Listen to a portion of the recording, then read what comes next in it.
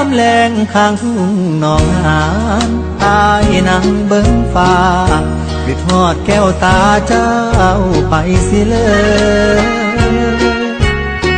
พระธาตุเชิงชุมทางข่าวผู้ผ่านบ้านเฮายังคอยเสมอใจเข้มคึกเลิศแท่บ่น้องสาว